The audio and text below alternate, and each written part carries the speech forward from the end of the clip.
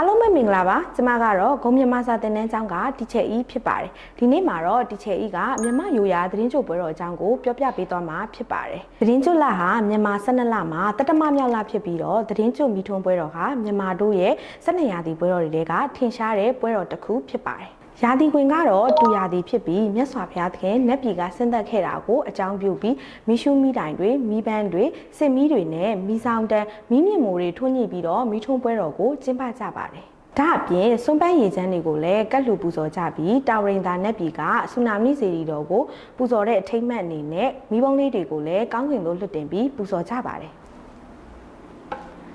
ဒီချေတို့မြန်မာလူမျိုးတွေအနေနဲ့သတင်းကြိုကာလမှာအသက်ကုန်ဝါကြီးသူတွေကိုရိုသေလေးစားပြီးပူဇော်ကြောလေးရှိကြပါတယ်။သတင်းကြိုကာလလေးဟာမြန်မာတို့ရဲ့တဦးပေါ်တဦးရိုသေလေးစားတဲ့သဘောအပြန်အလှန်မြစ်တာထားတဲ့သဘောလေးတွေကိုဖော်ပြနေတဲ့ရိုးရာအစဉ်အလာလေးတစ်ခုဖြစ်ပါတယ်။နောက်ဘက်တွေမှာလည်းမြန်မာရိုးရာယဉ်ကျေးမှုနဲ့ပတ်သက်တဲ့အကြောင်းလေးတွေကိုနားထောင်ကျင်နေဆိုရင်တော့ yes လို့မှတ်ခဲ့ပေးပါနော်။ဂုံနဲ့အတူပျော်ရွှင်တဲ့မြန်မာရိုးရာသတင်းကြိုပွဲ